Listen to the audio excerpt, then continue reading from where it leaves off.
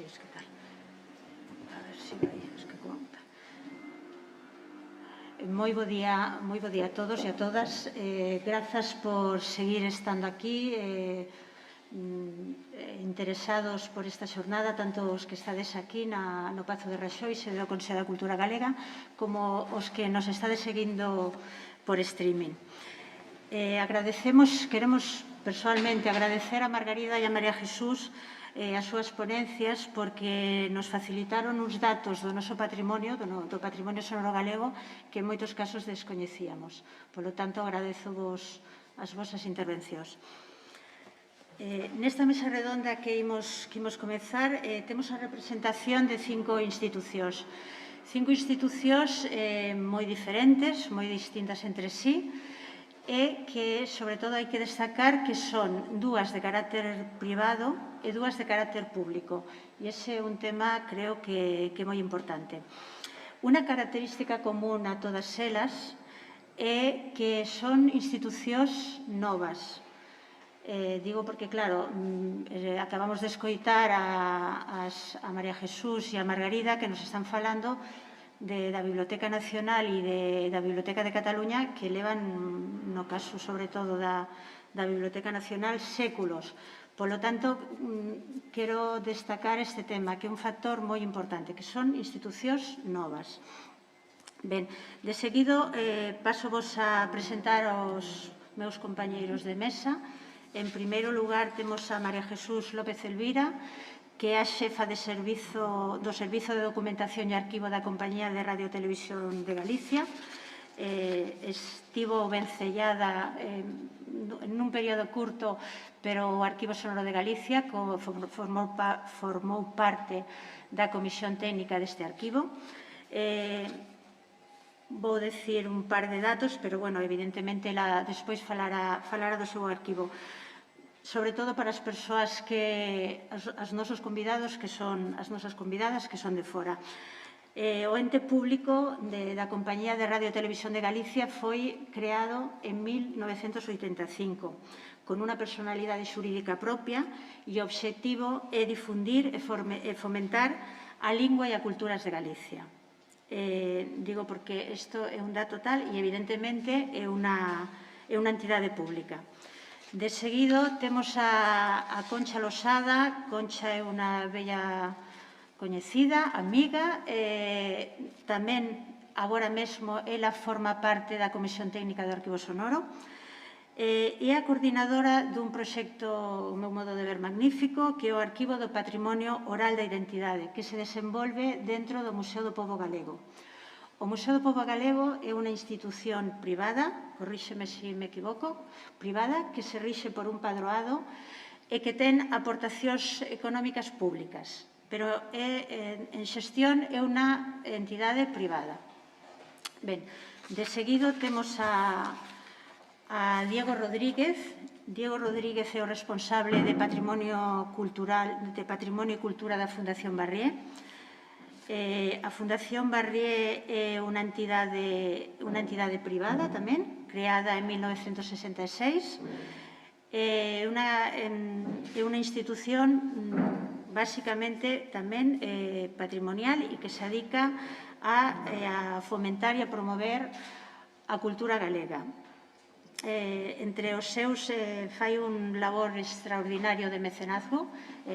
Proba desto é a restauración do Pórtico de la Gloria, ou, no noso caso, o que nos atinxe máis a esta mesa é o apoio que no seu momento, a finais dos anos 70, principios dos 80, deu o traballo que desenvolveu Dorote Xubar e Antón Santamarina, e que deu como resultado a publicación en 1984 do Cancioneiro Popular Galego.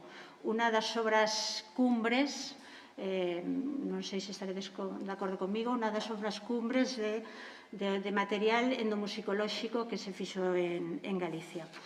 Despois, a continuación, o meu carón, teño a César Llana. César Llana é o director do Museo Etnolóxico de Ribadavia.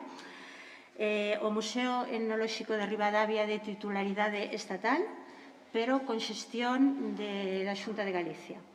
Ben, o Museo Etnolóxico de Ribadavia, como o seu nome indica, está dedicado basicamente á antropoloxía, a historia, ten varios legados importantes de historiadores, como poden ser Rubén García Álvarez, tamén do Agrupación Cultural Abrente, etc. E tamén ten un pequeno fondo. E, por último, estaría eu, que represento o Arquivo Sonoro de Galicia do Consello da Cultura Galega. Eu son a coordinadora técnica deste arquivo, o director do arquivo dende hai 3 anos, case 4 anos, é Xosé Ramón Pousa, organizador destas xornadas.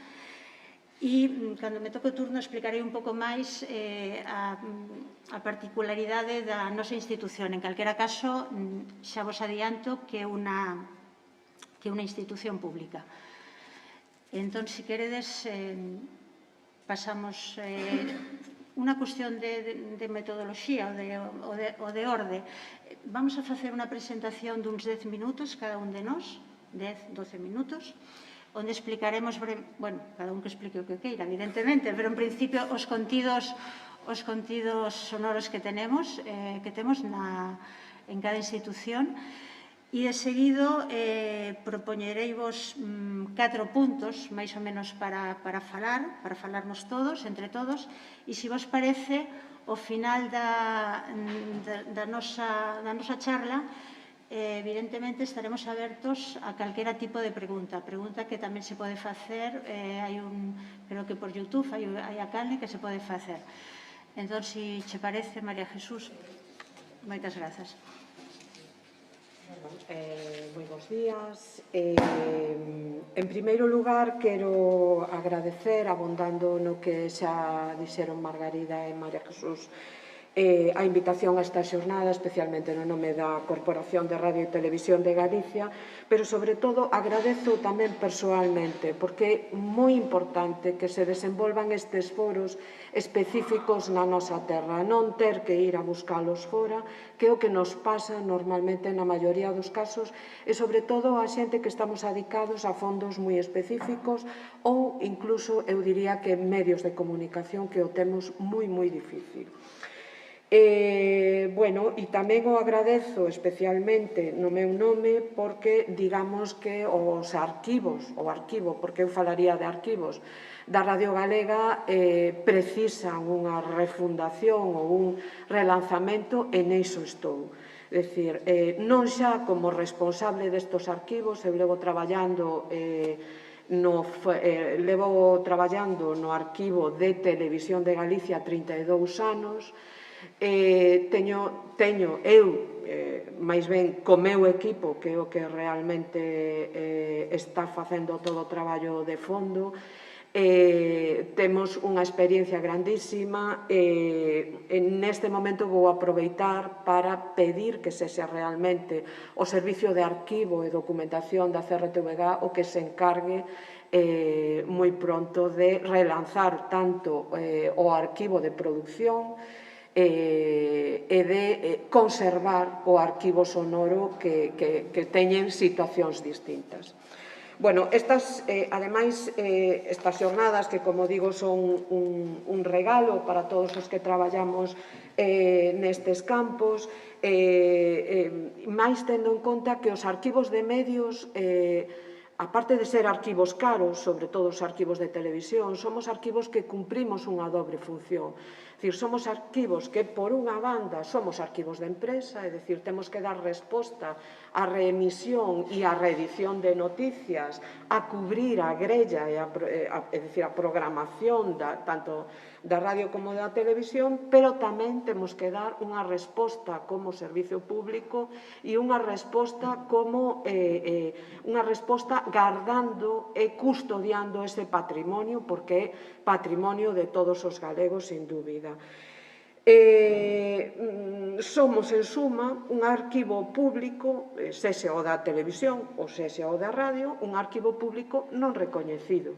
Sin embargo, cando todos os membros da sociedade acuden ao noso arquivo, que podo vos asegurar que son moitísimas veces investigadores, productoras, empresas de fora, outras televisións, cando acuden a nós, concíbennos efectivamente como un arquivo público. É dicir, temos un problema de concepción de que somos, non é un problema, porque é un problema que é común a todos os medios públicos, a todos os arquivos das televisións públicas. Entón, isto, por unha parte, fai que teñamos que ser conservacionistas patrimonialmente e, por outra parte, teñamos que atender un pouco os grandes custos que supón a conservación do patrimonio, tanto sonoro, e non vos digo nada do patrimonio audiovisual de televisión, que é sumamente caro a súa conservación. Cada vez menos, pero sigue sendo. Polo tanto, aclarado xa que eu son neste momento unha mera recopiladora de información con pouca experiencia no mundo sonoro, pero sí experiencia no mundo da documentación. Quero agradecer neste momento, creo que vou facelo públicamente, a axuda que me brindaron Carlos Lozano, Isidro Cea e Miguel Novás, que son técnicos e responsables do control central da Radio Galega e técnicos que estiveron facéndose cargo tanto do arquivo sonoro como do arquivo, digamos, de produción, mal chamado arquivo de produción, pero neso haberá que entrar máis adiante. Bueno, pois, como vos decía, quero apurar, arquivo sonoro é así denominado hasta o de agora, é, digamos, o arquivo máis cuidado da radio.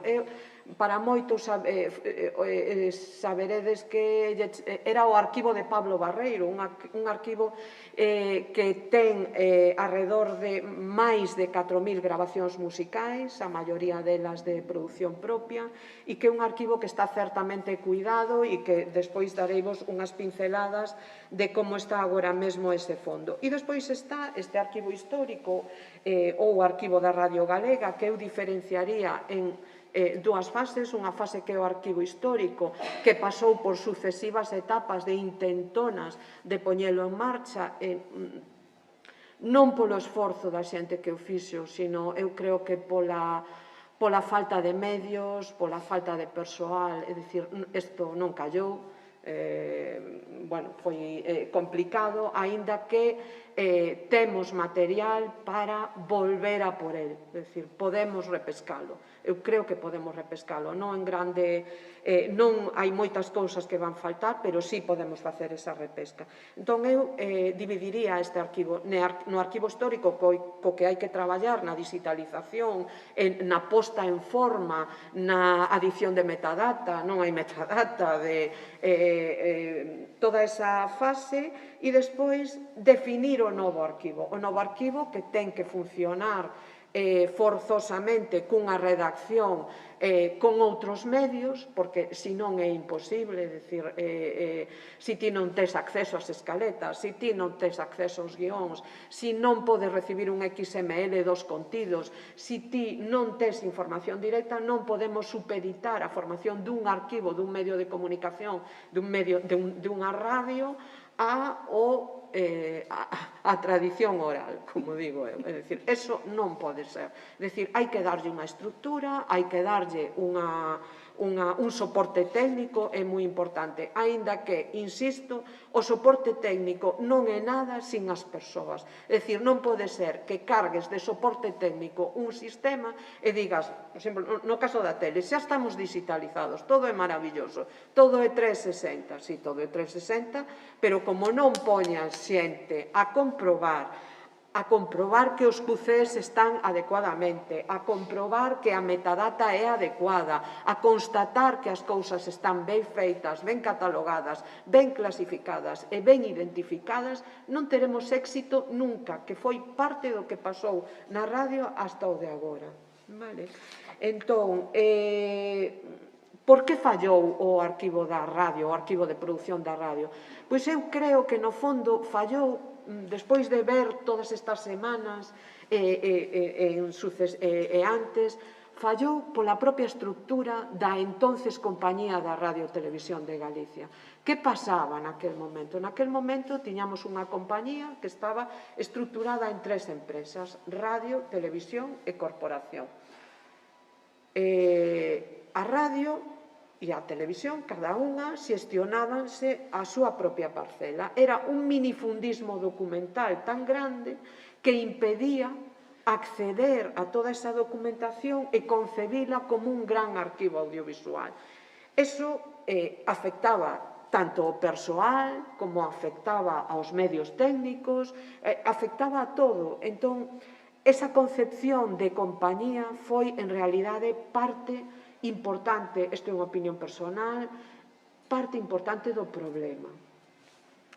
Agora somos corporación, entón hai que concebir forzosamente un arquivo xeral no que toda a documentación poida estar relacionada, no que eu busque Prestige e automáticamente teña a recuperación de todos os documentos audiovisuais do Prestige, todos os programas, todos os brutos de grabación e todos os documentos sonoros relacionados e incluso os impresos que poidamos ter que teñan aportado os redactores ou calquera que aporte material escrito. Que máis? É que estou apurando un pouco. Paso un pouco... isto... Vamos a ver. Cales son as solucións? Imos directamente ao grano. Para min as solucións son: a primeira que hai que abordar é a realización de copias de seguridade, non existen copias de seguridade de todo o que está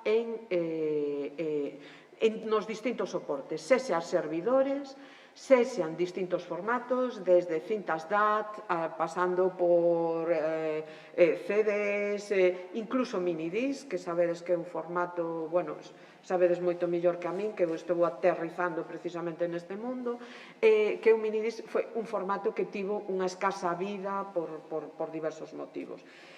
Despois, establecer un persoal con tratamento ao 100%, é dicir, non podemos ter un arquivo que está tratado por persoal que está traballando para ese arquivo un 20% con sorte do seu tempo de traballo. Así non se pode levar un arquivo, é imposible. Entón, hai que buscar persoal ao 100% e buscar persoal profesional.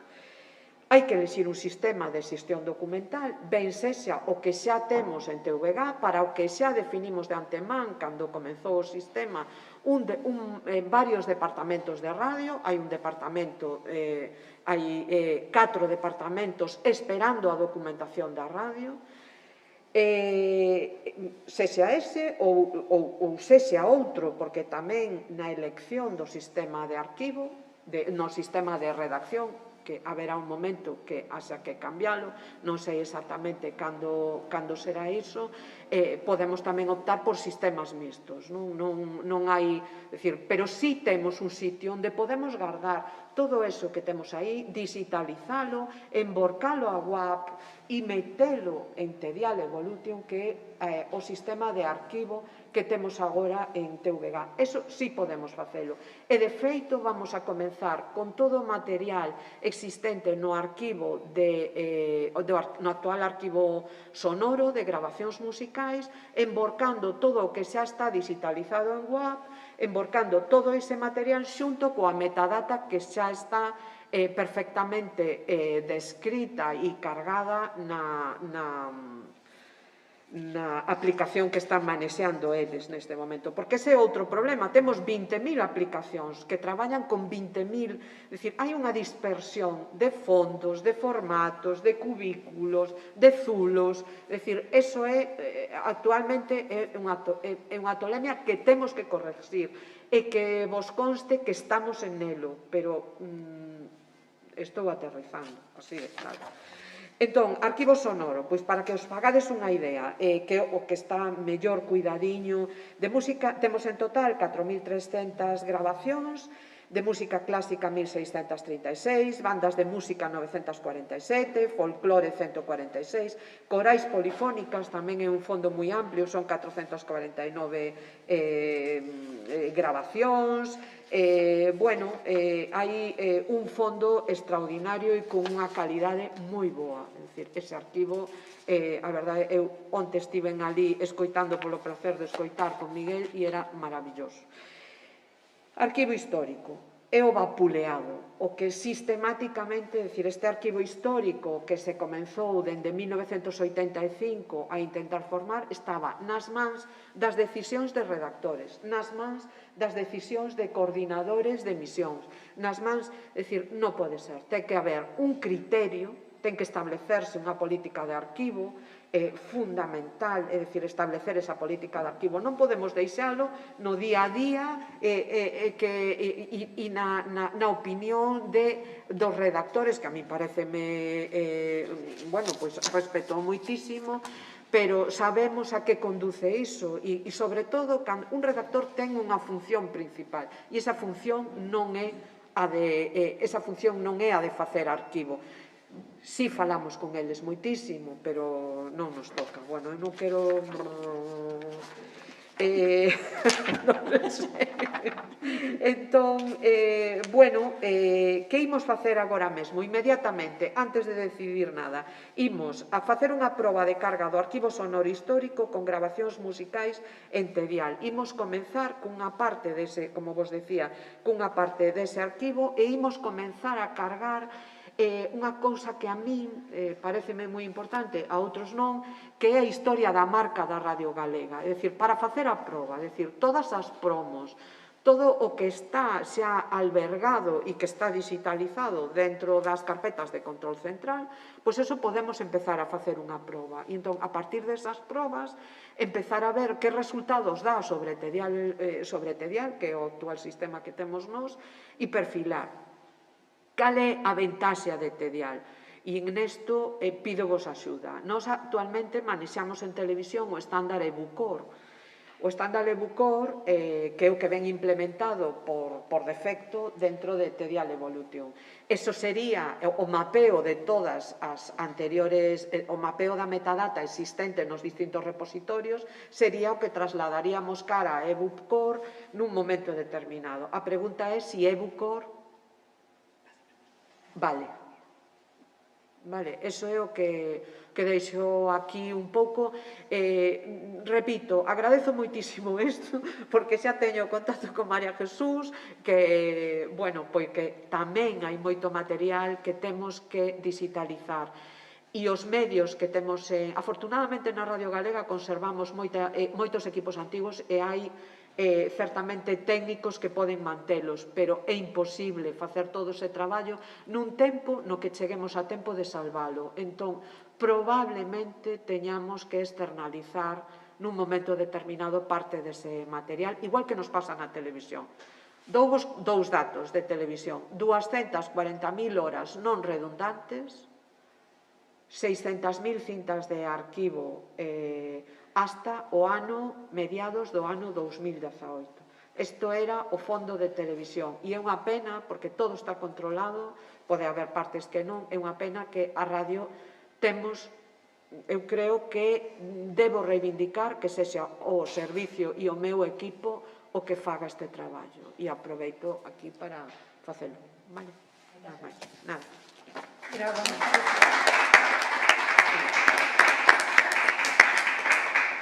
Moitas gracias, María Jesús. De seguido, Concha Losada polo Museo do Pobo Galego. Déixame isto para aquí.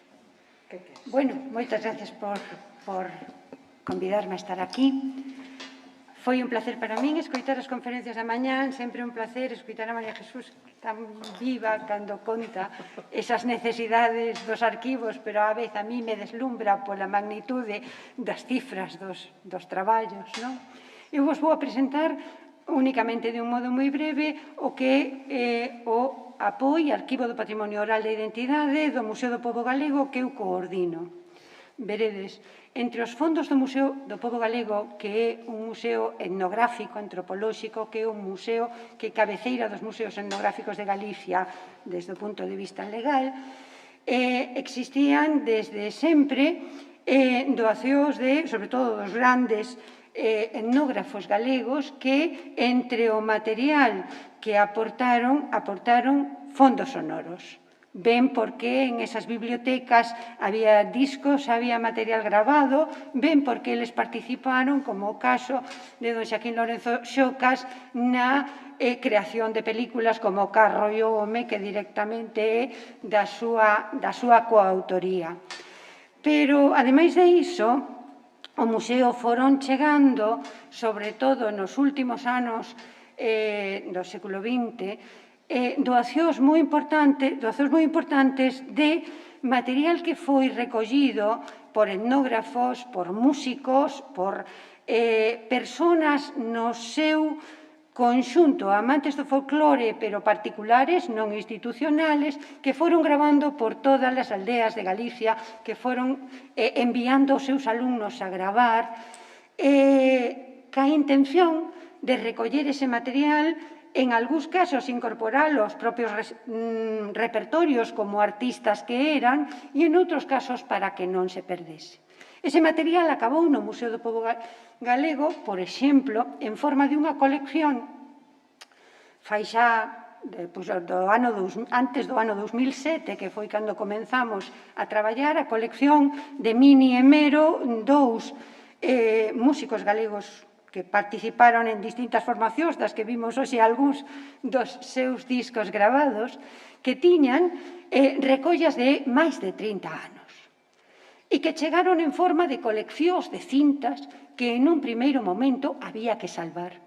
Cando eu me incorporei, cando eu cheguei daquela ao Museo do Pobo Galego como voluntaria, foi para axudar na edición de un CD que, por decirlo así, fose poñendo en valor e difundindo parte de aquel material que se iba digitalizando. E xa desde aquel momento, eu que non son do gremio da música, nin siquiera das bibliotecas, que máis me gustaría, que teño moito que aprender, xa desde aquel momento pensamos en que o mellor facer CDs non era o que tiña máis futuro, senón que podíamos, xa que empezábamos de novo, empezar a pensar ao grande e empezar a pensar en poñer directamente aquela música que nos chegaba unha vez digitalizada directamente nas casas de quen a quixera oír, directamente nos ordenadores de quen quixera acceder a ela con un repositorio digital en línea para o que naturalmente tiñamos algúns modelos. Eu recordo que o noso primeiro modelo, que eu miraba cos ollos así grandísimos, era o modelo da colección do Instituto de Musicoloxía de Hungría, da colección de Béla Bartók, que estaba posto na rede, e tú tocabas ali e vías non só todos os metadatos de cada unha das pezas, senón a foto da partitura histórica, a partitura no seu caso, e todos os datos que estaban asociados a aquela grabación que podías oír. Soñando en parecernos a aquelo, empezamos.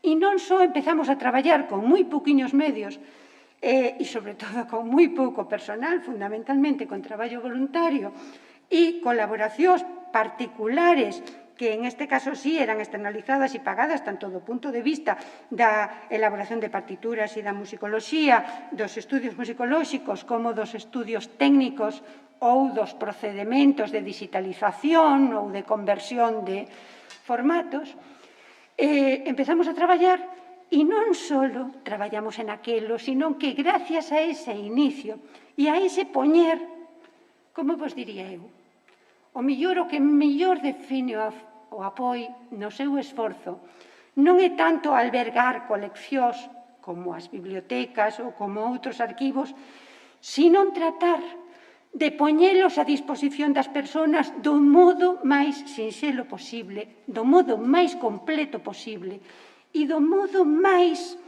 acaído para poñelas realmente en valor. Nós, efectivamente, subimos as pezas, nós, efectivamente, incorporamos a esas pezas metadatos de autoría ou metadatos de localización ou metadatos temporais, que sempre son precisos exactamente igual que en calquera outro arquivo público, pero tratamos de incorporar os estudios técnicos, etnográficos e antropolóxicos que son os que, para aquelas persoas que son usuarias, poñen verdadeiramente en valor cultural, no sentido máis amplio, o que nós temos. Especificamos ao lado de cada peza, quen a cantaba, por que a cantaba, para que servía. Decir de unha peza que é un canto de cuna ou millor, un canto de berce, é o millor algo máis que o seu título. Arrorró, que evidentemente é un canto de berce. Ou decir que unha peza se tocaba no antroido. Ou decir que unha peza que parece que se escoita mal porque alguén interrompe non é resultado de unha mala grabación, sino da grabación de un fenómeno no que a vez que un intérprete canta en un medio natural, en unha casa, outro trata de facerlle a contra con un ritmo diferente para que se equivoque. E entón reírse todos e o mellor disfrutar de outra maneira. Incorporar esos datos a un arquivo digital realmente é un proceso lento e costoso. Por iso, en este momento, o noso apoio ten completamente público na base de datos que temos online, solo unha pequena parte dos fondos que temos é investigar, documentar e organizar esos datos e a parte, o mellor máis importante do que temos que facer todos os días e así o procuramos. Con esas primeiras cousas chegaron outros fondos. Chegou o fondo donado por Doroté Xubar de todos os seus orixinais, excepto as 34 cintas que están na Biblioteca Nacional, que, aínda que non o creas, chegaron no seu día de Suíza ao Museo do Pobo Galego. E fíxate tú por onde foron facendo un camiño que as levou hasta o teu arquivo. E unha cousa máis bonita, porque as volvín Pedrosa as levou, non? Claro. A Pedrosa mandeillas eu acompañadas de unha tableta de chocolate que me mandou Dora. Viñan a caixiña das cintas e unha tableta de chocolate. Era unha cosa que te emociona solo de pensalo. E hoxe volvela a saber canto me gustou. Pois, esas coleccións foron chegando. A colección de Doroté Xubar, termino, enseguida. Pero é unha colección tan especial para Galicia. Foi a base do cancioneiro da música tradicional que editaron na Fundación Barré. É un tesouro. Pero é un tesouro feito fai 20 anos. E para que siga sendo un tesouro, estamos seguros de que o traballo de achegalo aos seus destinatarios é hoxe un traballo, se non tan importante, necesariamente complementario do que se fixo daquela. Doroté compilou en esos volumes con Antón Santamarina unha colección inxente de información, pero só podía, polos tempos en que se fixo, incorporar unha porción moi pequena dos documentos sonoros que ela foi gravando. Nos agora témolos todos, podemos difundilos todos. Cando ela escribía como unha profesional da musicoloxía que é, e moi probablemente algúns dos elementos que ela manexa non son tan doados para o público en xeral. E nós creemos que hai un público moi grande de persoas interesadas na música tradicional, de nenos e nenas que ainda están estudiando, de mestres en unha escola que non precisan ser musicólogos de altura para precisar da calidade de esas pezas. Entón, se nós conseguimos incorporar aos sistemas de difusión de coñecemento actuales, a darle un botón e que salgan todas as que son como, e ademais a escoitalas con comodidade, e ademais a ter unha breve indicación de cada unha das pezas, que non ten por que salirse do que Dora xa escribiu, xa estaba escrito, non é ninguna novedade, pero é unha novedade facer delas unha ferramenta útil. Nós pensamos que esa é, como quen di, a grande das actividades que son un reto para nós. Dispoñelas, poñelas, usalas. Naturalmente tamén recibimos a investigadores, a musicólogos nas pezas do arquivo, porque non damos feito, porque temos moi pouquiño que facer. Pero nos gusta. Vamos enseñar como é o apoio e despois buscade na casa? Non fai falta. Eu creo que o temos aberto aquí. Esta é a cabeceira do noso arquivo. Si escribimos aquí calquera cousa en texto libre, puxen nena porque é moi fácil. Son 4 letras. Vedes? Salen todas as pezas que temos, algunhas delas están acompañadas de vídeo, outras teñen un rexistro sonoro e ademais teñen letras, partituras, documentos que incorporan todos aqueles elementos que non poden ser metadatos físicos simples. Cando nós, en calquera de estas, pinzamos, vamos a ver, que temos aquí, unha que sea bonita, o Ferreiro vai fora, pois veña, esta que bonita. Cando nós pulsamos unha das pezas resultado, neste caso de unha busca simple, temos un audio, temos un texto e unha partitura, temos un texto e unha letra, podemos abrir isto en unha ventá nova e entonces con algo de sorte, se a poñemos pequena, a podemos retirar para aquí, mentras que pulsamos o audio nunha ventá. Ferreiro vai fora, o Ferreiro vai fora, e a muller tamén, mira Pepa e a muller tamén. Fixeron unha nena, e non lle saliu ben, mira Pepa e non lle saliu ben. Fixeron unha nena. Vedes que podemos escoitar o son, temos unha partitura, temos un análise musical de esa peza que estamos escoitando. Quieta, vete de aí. Aquí la tenemos. Pues no nos deja esta. Ir ahí no nos importa. Abrimos una nueva y... non te preocupes. Nada. Solo é para que vexa eu. Isto é por ser cegata. Si, se fora eu sola. O caso é que podemos encontrar todos esos datos de esas partituras, todos os datos que corresponden a cada unha das grabacións.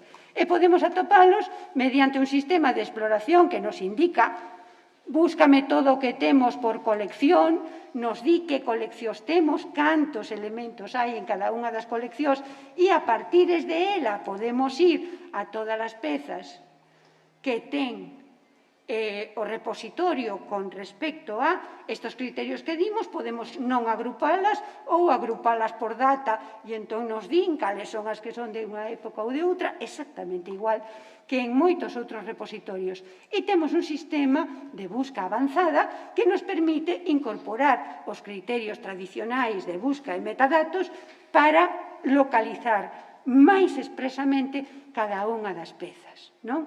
En realidade, o sistema é moi versátil e creemos que os nosos usuarios están contentos con ele. O que pasa é que é moi costoso incorporar unha a unha todas as novas pezas que poidamos disfrutar, pero pensamos que facelo así é facelo ben e que seguramente para o público que nos destinamos este tipo de traballos, ese poñerllo a disposición e darlle valor é especialmente importante, porque na nosa música tradicional, excepto no traballo literario e restringido de ámbito do cancioneiro ou dos cancioneiros tradicionales, non hai esta maneira de chegar cas partituras, cos análisis e saber que esas pezas valen polo que son. Vale? Si vos parece, con este repasito de nada, vos digo que temos e despois xa falaremos. Grazas.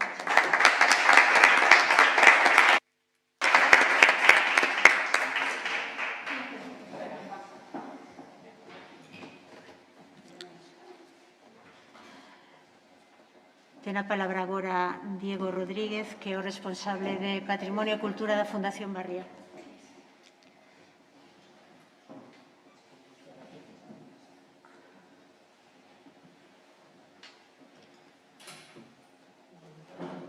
A todos. Comezo, por suposto, por dar as grazas ao Consello da Cultura Galega por permitirnos vir aquí a explicar unha parte do noso arquivo, que é o arquivo sonoro. Presentación. Bueno, teño que empezar por dicir que non hai arquivo sonoro.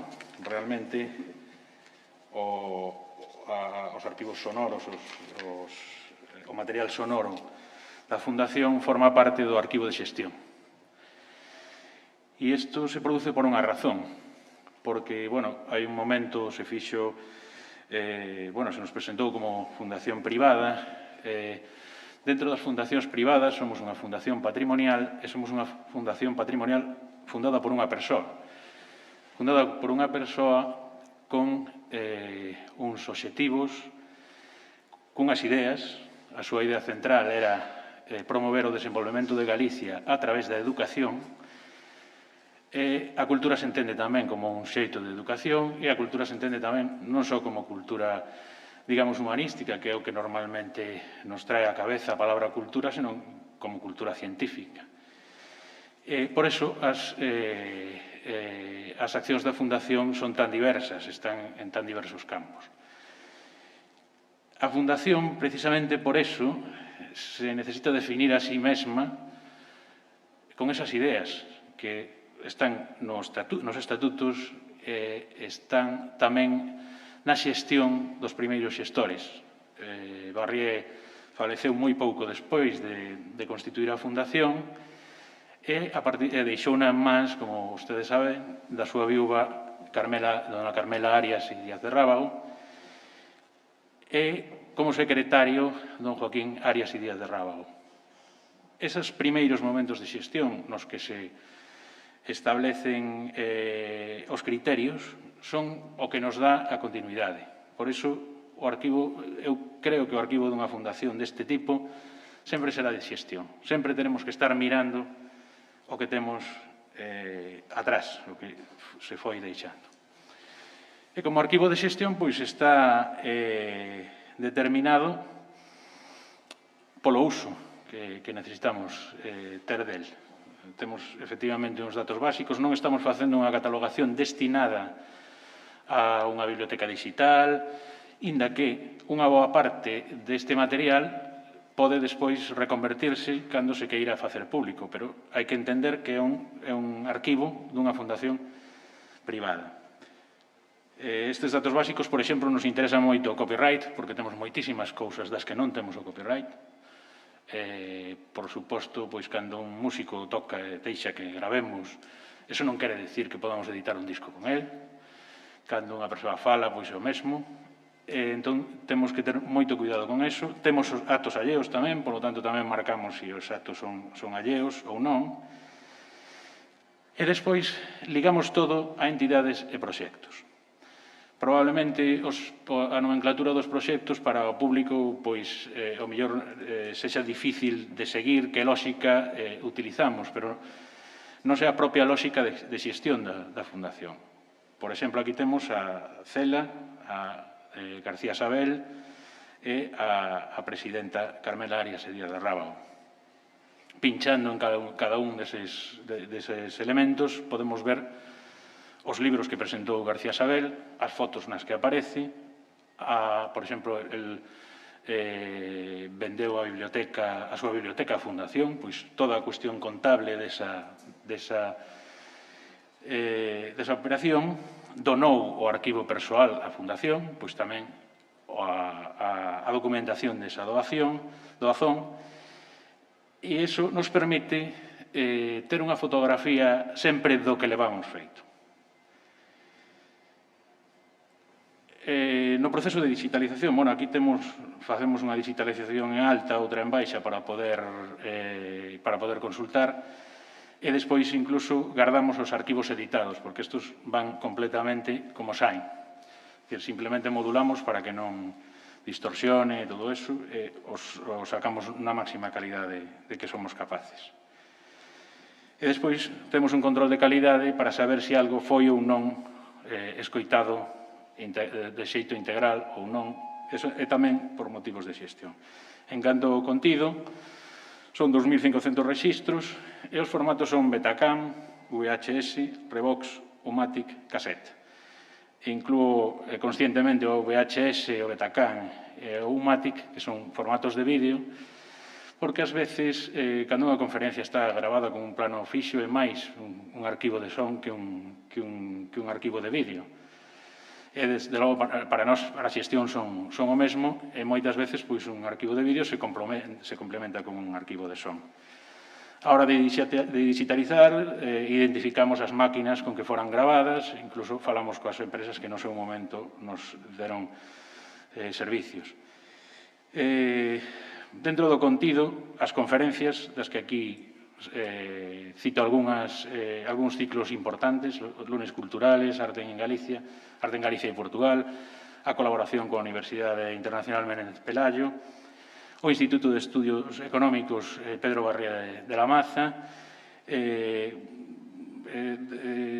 Este último foi un instituto que estudou a coyuntura galega durante moitísimos anos, facendo un informe trimestral sobre a economía de Galicia, pero que indagou tamén en moitos outros problemas, como o Prestige, por exemplo, os efectos económicos do Prestige, ou calquera realidade que fora interesante para Galicia. Os concertos, a parte de que hai concertos dispersos, pois temos 16 ciclos de jazz que se implantaron na Coruña cando a cultura do jazz todavía non existía ali. Xóvenes intérpretes, probablemente cando podamos facer ou intentemos facer pública algunhas destas grabacións serán gratamente sorprendidos algúns intérpretes sabendo que teñen unha interpretación de adolescencia do seu instrumento. Bueno, puxen aquí etcétera porque non hai moito que se podría falar. E despois os propios proxectos da Fundación. Aquí está, por exemplo, o cancioneiro popular galego de Doroté Xúbar e Antón Santamarina, que xa saliu varias veces. Eu teño que dicir aquí que hai outra peza do Crebacabezas que está na Fundación Barrié. Son, creo recordar, 59 cintas Revox. Sería interesante, dende logo, cotexar o que temos uns e outros, sobre todo para non digitalizar o mesmo, e por si hai algunha cousa que está en mellor estado no noso caso. Ou a reconstrucción dos instrumentos do Pórtico da Gloria. Despois, cousas que son a actividade directa da Fundación, como roldas de prensa e presentacións, están guardadas tamén. Últimamente, audioguías, que é o que é unha cousa que xurdiu precisamente da situación da pandemia, que vimos a necesidade de explicar, bueno, púdose facer antes, pero nese momento fíxose acuciante de que a xente no móvil pudera ter. E despois documentación allea. A documentación allea non é allea de todo. Por exemplo, temos grabacións da Radio Galega porque nun determinado momento a Fundación estaba moi interesada nun asunto concreto. Por exemplo, a edición de libros. Cando a Fundación entrou a editar libros, estaba conformándose o mundo editorial galego e había o problema de que non se podía facer competencia unha fundación sin ánimo de lucro e que non tiña que ter ventas, que non podía estar en competencia desleal, digamos, co mundo editorial galego. Pois todas esas cousas, ás veces está grabado o Parlamento, o debate sobre o Estado da Nación, e sempre hai unha razón específica pola que a Fundación se interesa neso. Trouxen algúns exemplos para que, a ver se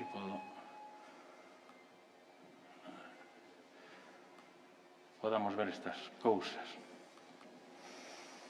En primeiro lugar, vou traer unha definición do que é unha fundación privada do xeito, digamos, anglosaxón ou de Europa do Norte, que é realmente os modelos que seguiu Barría cando fundou.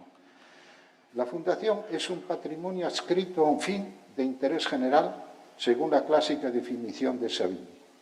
Es decir, son instituciones dotadas de personalidad jurídica creadas por la voluntad de una persona física para cumplir fines de interés general que cuentan con un patrimonio del que su propietario se desprende y de una organización preestablecida para el manejo de este patrimonio y el cumplimiento de la voluntad fundacional. La Fundación es un derecho inalienable del hombre a tomar iniciativas en el campo social, poniendo su patrimonio, su trabajo y su imaginación al servicio de los demás a través de instituciones que pretenden el bien general. La creación de la figura de la Fundación como persona jurídica ha sido fruto de una lenta evolución histórica. Bueno, este é un fragmento do discurso de ingreso de do Joaquín Arias Illas de Rabo na Academia de Xurisprudencia.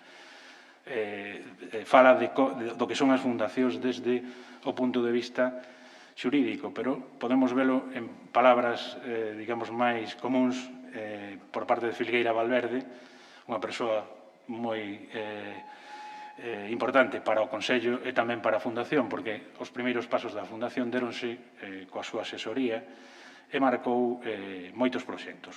O de Cancioneiro de Dr. Schubert é un deles.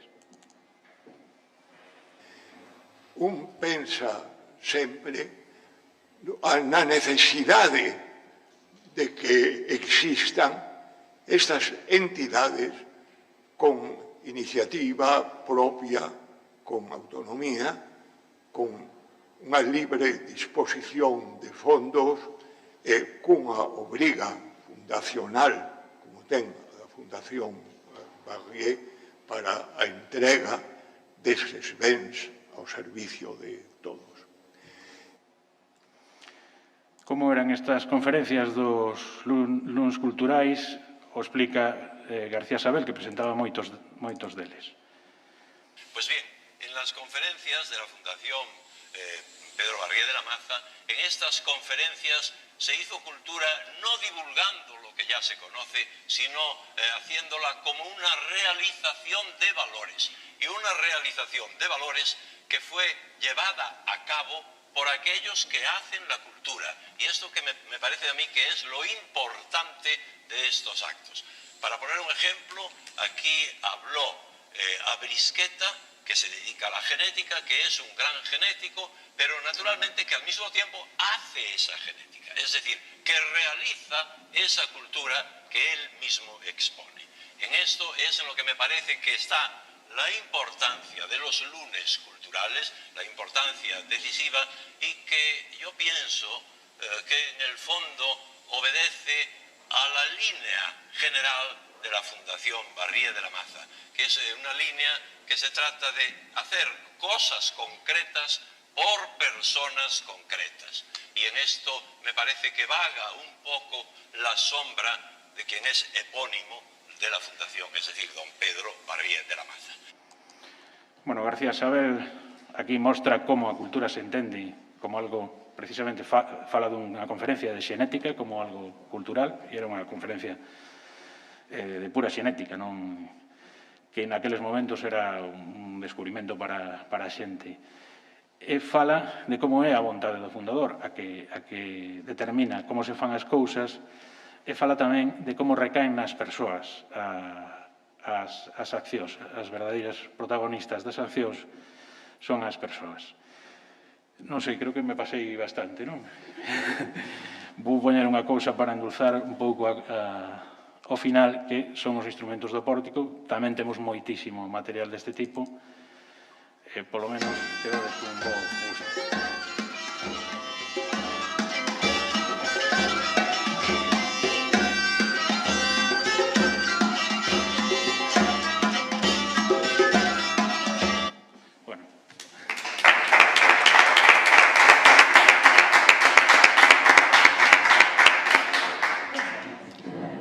Moitas grazas, Diego.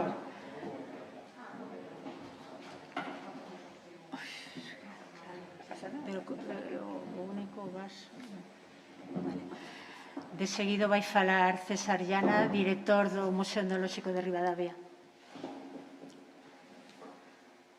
Non sei onde está o meu... Non sei, está entre os abertos, sí, aquí está. Ok, estamos. Moi ben, en primeiro lugar, agradecer ao Arquivo Sonoro do Consello de Cultura Galega, ao profesor Xosé Ramón Pousa, que o Museo Etnolóxico estexa aquí presente. Para nos é moi importante coñecer e saber o que está a facer noutras institucións, e poder falar directamente cos colegas, que é unha cuestión que non facemos moito e últimamente non facemos nada. Ben, dito isto, despois de ter escoitado todo, temos escoitado, este Museo Etnolóxico é un museo que non ten nada que ver cos monstruos que escoitamos esta mañán, a Biblioteca Nacional de España, a Biblioteca de Cataluña, é un museo que ten unhas dimensións reducidas e, polo tanto, como tal, hai que entender. Este é un vídeo que se fixo para o Día da Entrada dos Museos no 2019. E o que quero resaltar é a importancia, a diversidade e a importancia dos arquivos nun museo. Nos museos que hai diferentes tipos de arquivos e, sobre todo, non hai arquiveiro.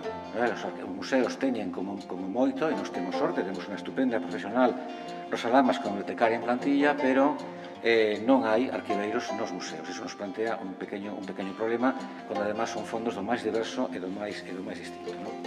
Ben, bueno, evidentemente, un deles vai ser o Fondo Sonoro, o que chamamos nos o Arquivo Sonoro, que non ten exactamente que ver o que temos que dar ata de agora. Un arquivo feito, normalmente, nas institucións, todas as institucións son o que o persoal que está nese momento quere que sexa. E, polo tanto, o arquivo oral é o resultado dunha serie de investigacións, de proxectos que persoas que estiveron no Museo Etnolóxico en determinados momentos tiveron interés en facer. É dicir, que son todo o que chamamos arquivo oral, e o que eu vou a falar, son proxectos propios do Museo Etnolóxico, vale? Son proxectos que produción propia, non temos nada de terceros, salvo unha pequena parte dun investigador do sur de Galicia que donou parte das súas grabacións ao museo. Bueno, o fondo se pon en marcha nos anos 90. Nos anos 90, para o Museo Etnolóxico pasa moito. O museo se crea no 69, ata no 86 non abre as portas de forma continua e non vai ser hasta nos 90 que definitivamente se poña en marcha, vale?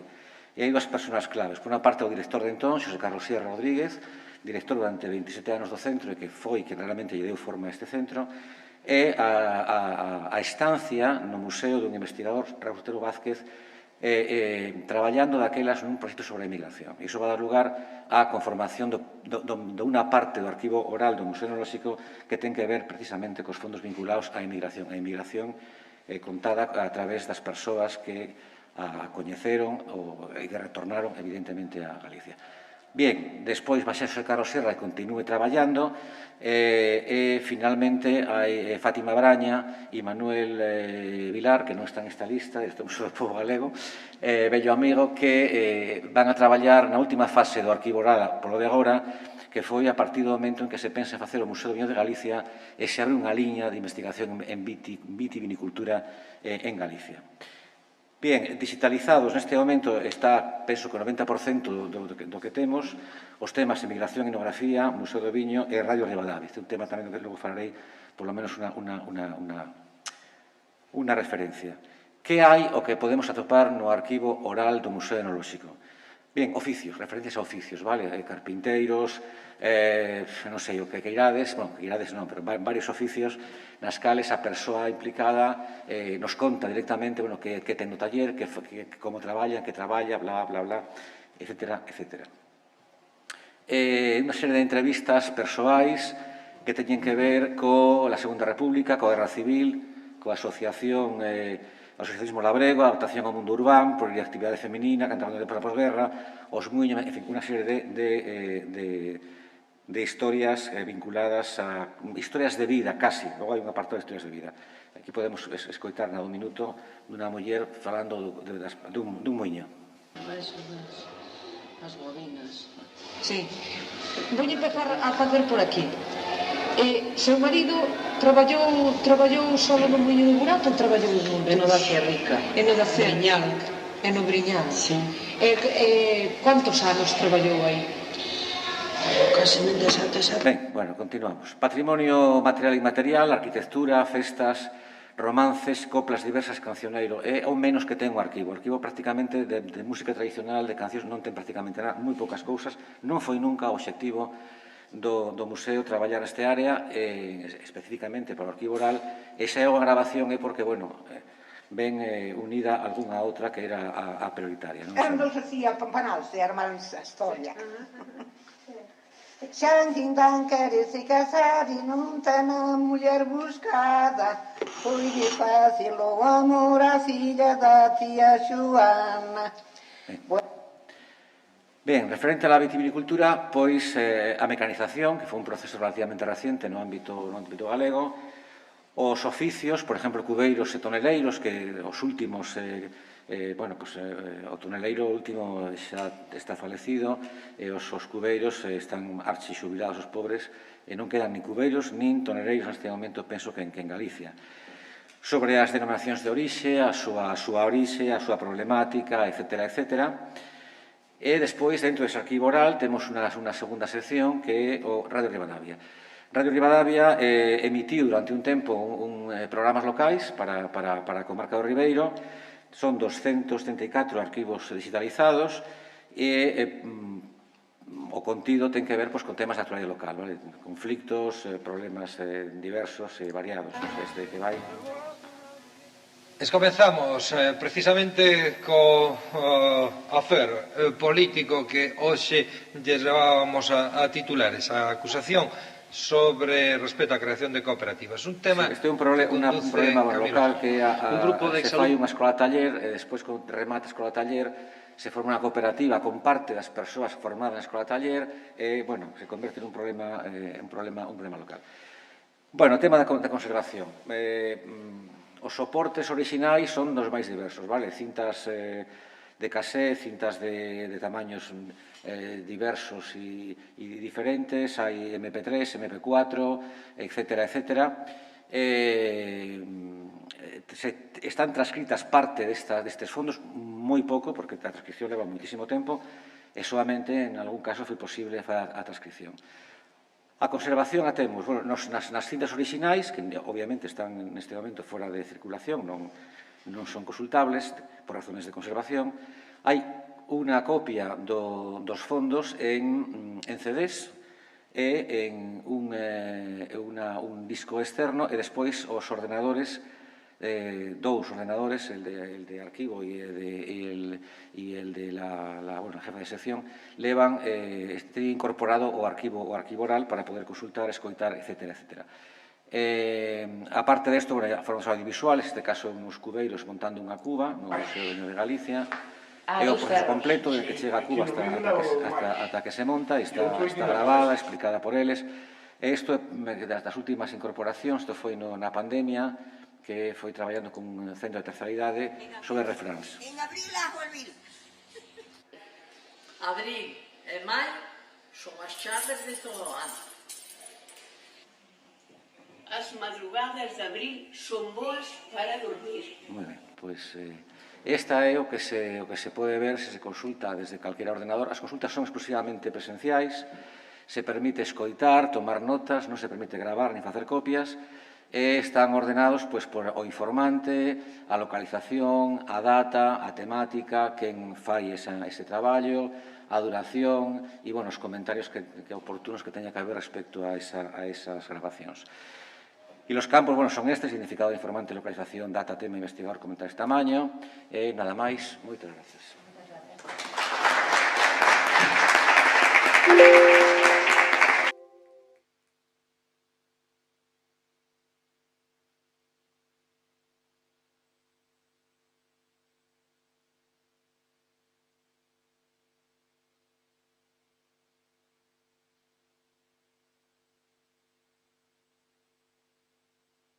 Bo día de novo. Vou vos poñer en primeiro lugar unha grabación que se conserva no Arquivo Sonoro de Galicia.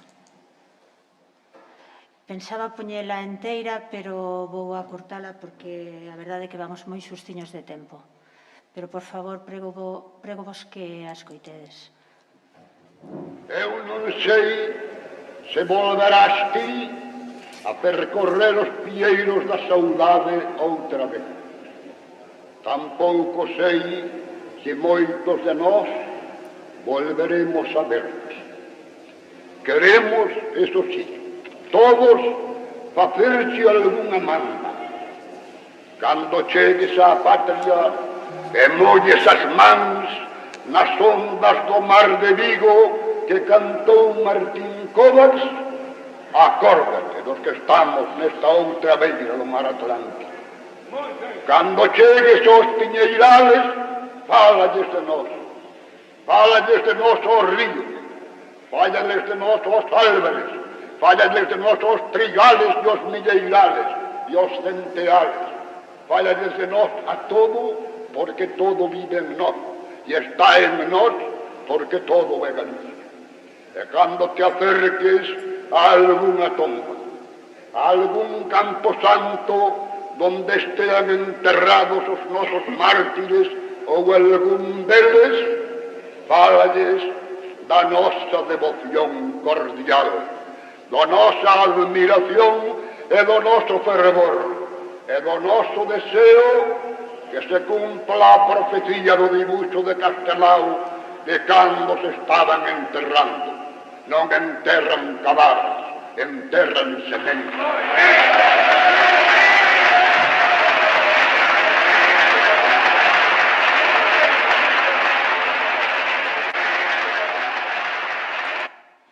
Deixámola aquí. Dura 3 minutos máis, pero imos mal de tempo. Isto, máis aló de ser estrictamente unha grabación sonora, que evidentemente o é, como podedes, eu creo que comprobar, é un documento histórico. Un documento histórico de primeira magnitude, é unha grabación do ano 1959, concretamente do 15 de agosto. A voz da persoa que escoitamos é Ramón Suárez Picallo, unha figura fundamental na colectividade galega exiliada en Bos Aires, unha persoa que tiña unha actividade cultural e que fixo por crear identidade e por seguir loitando por Galicia dende fora, dende a Galicia exterior. Está despedindo a Ramón Otero Pedrallo. Ramón Otero Pedrallo, para as que sodes de fora, quizás non saibades que é o grande polígrafo deste país. Cando digo país, refírome a Galicia. Foi o convidado neste ano, en 1959, foi o convidado de honra das Xornadas Patrióticas Galegas, que eran unhas xornadas que organizaba a colectividade galega, neste caso o Instituto Arxentino de Cultura Galega de Bos Aires, e cada ano convidaba, ao redor do Día de Galicia, convidaba un persoeiro da Galicia interior, ou seja, de onde estamos, cara a Galicia exterior, para que conservar, transmitir os valores identitarios de Galicia. Pensade que unha grabación do ano 59 e que están todos, aquí únicamente vos puxe a despedida, o acto da despedida, xa vedes o fervor dos aplausos, pero pensade que están falando en galego, cousa que igual aquí non se podía facer. Dito isto, para explicarvos o que é o Arquivo Sonoro de Galicia, permitideme un momento, esta página web do Arquivo Sonoro de Galicia. Para explicarvos o que é o Arquivo Sonoro de Galicia, dicía, creo que primeiro hai que explicar un pouco o que é o Consello da Cultura Galega, moi brevemente. O Consello da Cultura, digo para que entendades a significación da creación do Arquivo Sonoro. O Consello da Cultura Galega é un órgano estatutario de carácter asesor e consultivo. Foi creado en 1983 por mandato do artigo 32 do Estatuto de Autonomía de Galicia. Nese sentido, é un organismo único en Galicia. Non forma parte da estructura do goberno galego, isto é un tema que hai que destacar, polo tanto, é un organismo independente, totalmente. Seguindo os obxectivos que ten o Consello da Cultura Galega son promover, difundir, asesorar e preservar os valores culturais de Galicia. Nese sentido, foi cando creou, a partir máis ou menos do ano 92, o Arquivo Sonoro de Galicia. En primeiro lugar, en un primeiro momento, o Arquivo Sonoro de Galicia era unha persoa que foi o ideólogo, por decirlo de algún xeito, que foi Afonso Vázquez Monxardín, que atopou nesta casa, no Consello da Cultura Galega, atopou o apoio necesario para desenvolver o proxecto. Dende nos primeiros anos, esta persoa dedicouse basicamente a recoller material, a recompilar material, sobre todo na emigración galega. Este é un exemplo magnífico. Pensade que esta grabación só está no Arquivo Sonoro de Galicia e no Centro Galego de Bos Aires, evidentemente, pero só está aquí. É un documento sonoro único. dicía que, segundo os obxectivos do Consello, creouse o Arquivo Sonoro de Galicia. A partir do ano 95, a primeira persoa que estivo a traballar no Arquivo Sonoro de Galicia é a miña compañeira Bea, que é a persoa que está gravando, e a partir do ano 96 fomos incorporando dun xeito máis ou menos continuado distintas persoas. Eu estou vencellada ao Arquivo Sonoro de Galicia dende o ano máis ou menos 96. Esta é a páxina de inicio do Arquivo Sonoro. Únicamente como veredes, hai distintos contidos. Pensade que no Consello de Cultura Galega tratamos todos os temas culturais, todos os asuntos culturais. Que quere decir? Que entre os distintos departamentos, neste caso entre os distintos arquivos, coa Biblioteca de Galicia, tamén está aí a miña compañera Susana Guitar, traballamos en vasos comunicantes, non? Por que vos digo isto? Porque, por exemplo, vedes que aquí está Perfecto Feijóo. Efectivamente, hai un proxecto, ao meu modo de ver, indispensable, que é o Álbum de Galicia. Neste caso, na páxina web do Arquivo Sonoro, destacamos as persoas que teñan que ver co campo da música. Temos tamén outro proxecto que é Voces Centenarias. É un proxecto, agora non vamos a entrar, pero se tedes tempo, aconsello vos, por favor, que escoitedes a Ramón Otero Pedraio, que é outra das voces maravillosas, é o grandísimo orador galego. Temos aquí tamén o Fondo de Radio Nacional de España. O Fondo de Radio Nacional de España, no ano 2010, o Consello da Cultura Galega asinou un convenio coa Corporación de Radio e Televisión Española e comprometeuse a digitalizar un fondo importantísimo que había na Coruña, na central de Galicia, gracias, na central de Galicia. Conseguiuse digitalizar bastantes das bobinas que había, temos uns 7.000 rexistros, co compromiso de que sí que a xente pode vir a escoitalos, pero non pode facer uso público, como ti apuntabas, Margarida, a dificultade que hai de usar algúns fondos, non? Ben, despois aquí digo, tamén incidindo bastante na difusión, non? Hai aquí un artigo moi bo de Alberto Cancela, que é un musicólogo, sobre a Alborada Gallega, non? De 1904, unha grabación de 1904. Se queremos saber que fondos hai no Arquivo Sonoro, que supoño que é o que estades pensando, iríamos aquí a fondos. Aquí temos editados, hai preto de 10.000 fondos editados, que saibades que están, perdoade, porque se non,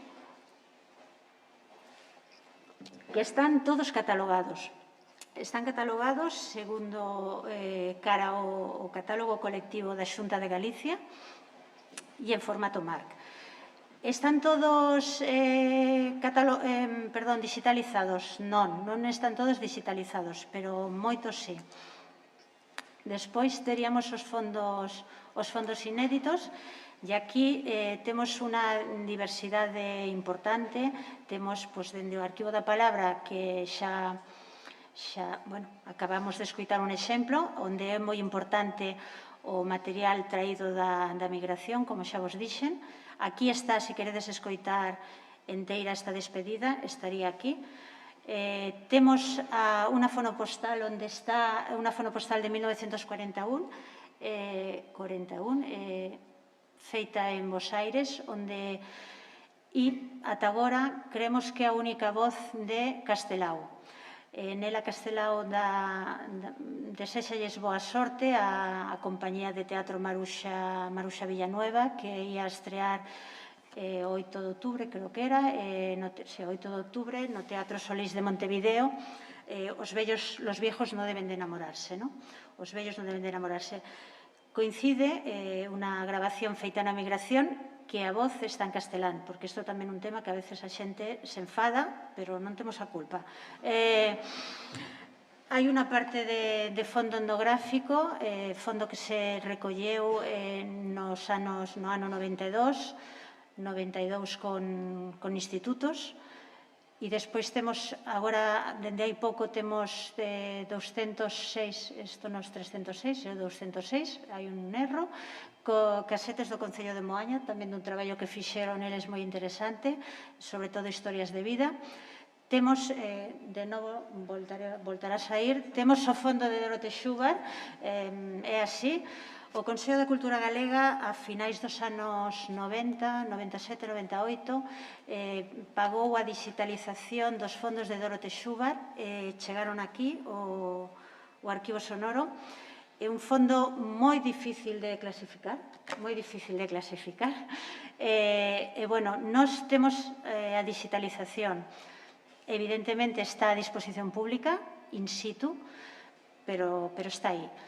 Temos unha serie de programas radiofónicos. Aquí, se vedes, hai unha ventá na que poderíades consultar os fondos de Radio Nacional que vos dixen anteriormente. E aquí está unha pequena procedencia dos fondos. Isto, a grandes rasgos, sería o que... E agora me he ido, pero bueno... Bueno, fume, pero non pasa nada, porque agora xa está. Isto sería, a grandes rasgos, os fondos do Arquivo Sonoro de Galicia. Fixen un DAFO, que é unha cosa que dá moito resultado. Sabemos das nosas carencias, somos conscientes. Por exemplo, unha das debilidades que teríamos, digo porque é unha cousa que sempre nos acusan dende fora, é que o ritmo de digitalización é lento, é que o ritmo de catalogación é lento, o de inéditos, pero claro, que seguramente non sabe a xente que está metida no allo, e que para catalogar os fondos inéditos hai que escoitalos enteiros, porque senón podemos meter a pata dun modo excepcional. Por outro lado, temos unha serie de fortalezas. Sabemos que somos unha institución pública, que, polo tanto, bueno, en principio sempre temos que existir. Sabemos que temos uns materiais inéditos exclusivos, únicos, que nada máis temos nós, como, por exemplo, xa vos enseñei o material da catalogación, da migración. Sabemos que facemos unha catalogación do fondo editado moi exhaustiva, seguramente excesivamente exhaustiva para o catálogo no que estamos. Pensade que estamos nun catálogo colectivo da Rede de Bibliotecas da Xunta de Galicia. E Formato Marc, vos sabedes que Formato Marc ten os seus problemas, pero, bueno, está aí. Temos materiais editados a disposición do público, temos acceso público con cita previa, iso sí, e aquí tamén, non sei se foi María Jesús ou ti, que, claro, o problema é que hai material que non está digitalizado e precisamos saber con anterioridade que necesita escoitar a xente, porque, bueno, es que senón veñen e despois enfádense, non? E despois temos, como fortaleza tamén, e polo que vos enseñei antes, e grazas á colaboración de case todos os compañeiros desta casa, vamos xerando unhas sinerxias que nos permiten traballar tanto na migración como no álbum de Galicia, etc. As ameazas que temos externamente, eu creo que hai certa incomprensión e críticas, non sei se ousadas, ignorantes, sobre o noso fondo. Eu creo que a xente descoñece o proceso lento que se precisa para catalogar e poñer a disposición pública o patrimonio sonoro. Despois, tamén, creo que a xente non coñece os atrancos legais que hai para pôr a disposición pública ese fondo. Oportunidades, seguindo este DAFO. Bueno, oportunidades creo que temos moitas e creo que de seguido é do que deberíamos de falar entre todos, se vos parece. Deixo así.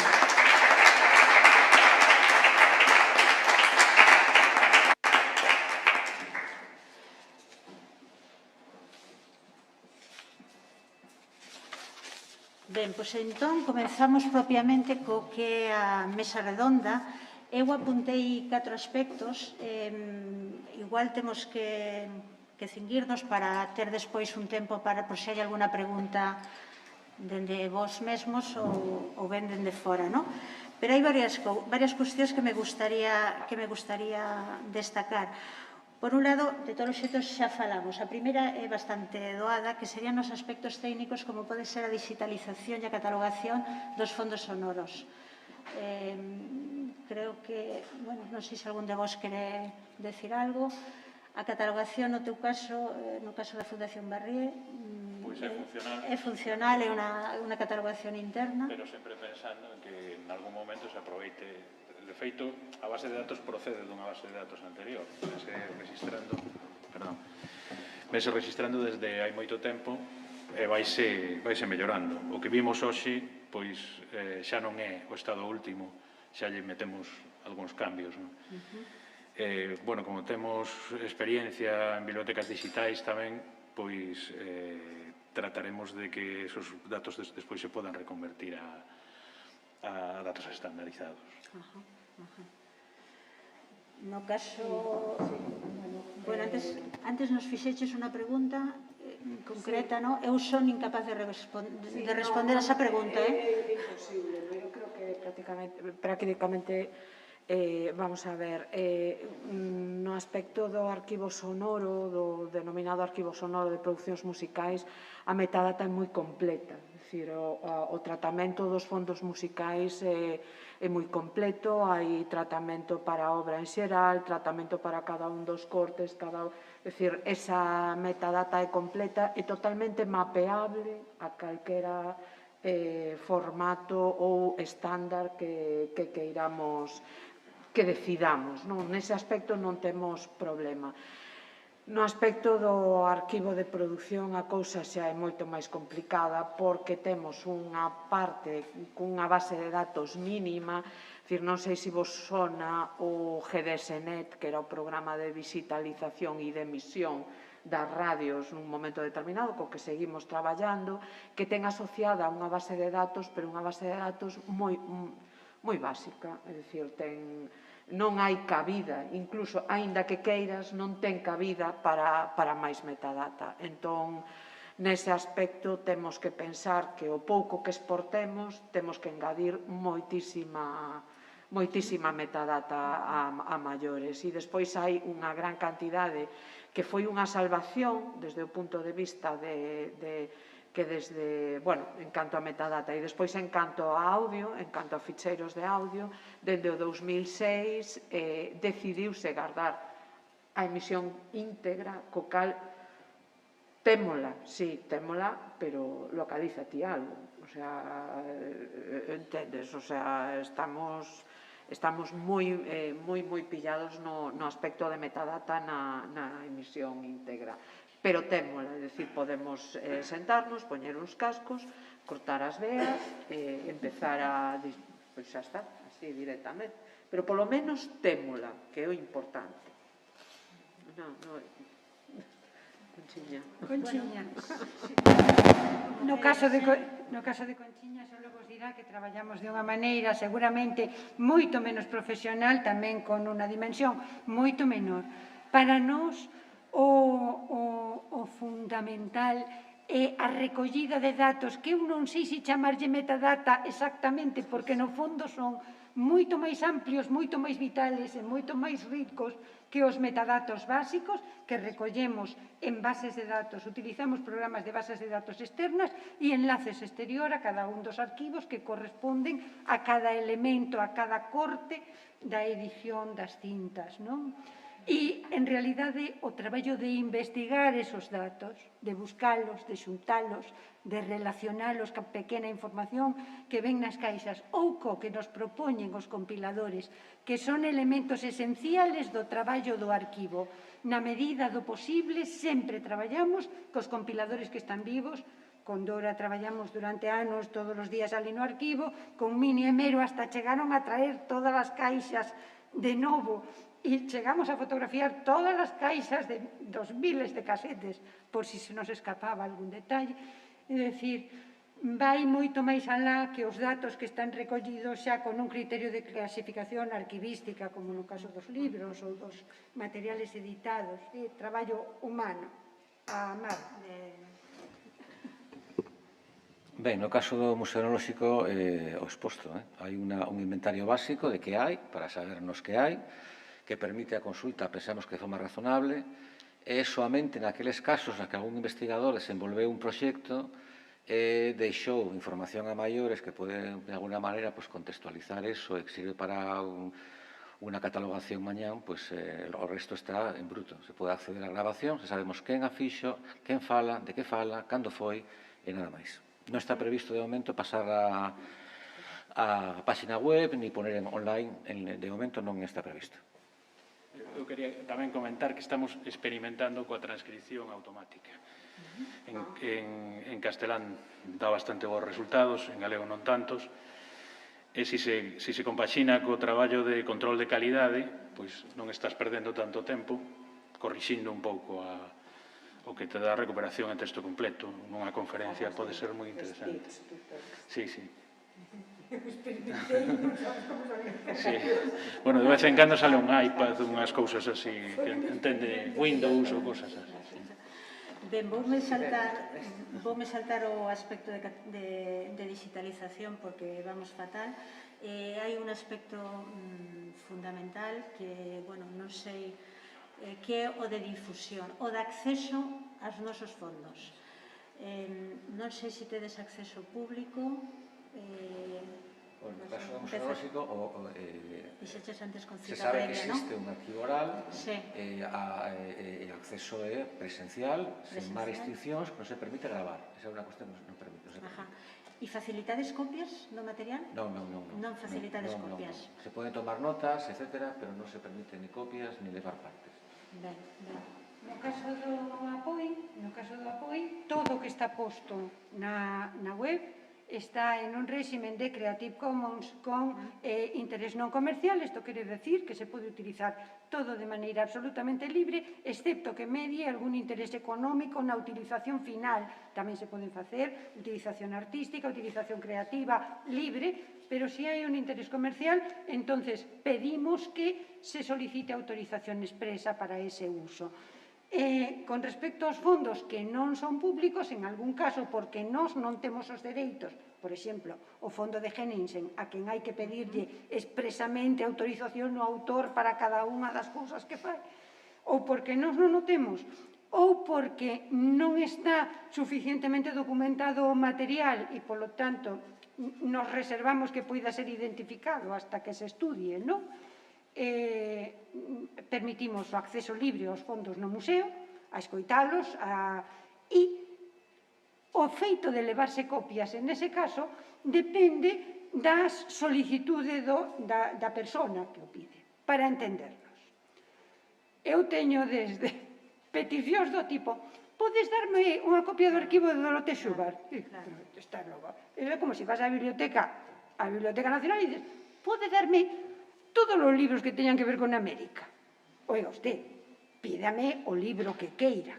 Si me piden o libro que queren, o sea, o audio que queren, en ese caso concreto, con indicación do interese, do tipo de interese, sí que se lles dá copia. Pero tedes protocolos asinados cos vosos doadores? Sí, firman. Vamos a ver, os nosos protocolos son relativamente simples, pero preciso o arquivo fulanito, fulanito, fulanito de 3 minutos do arquivo de Dorothea Schubart para facer un vídeo, para a realización de un vídeo que estamos preparando.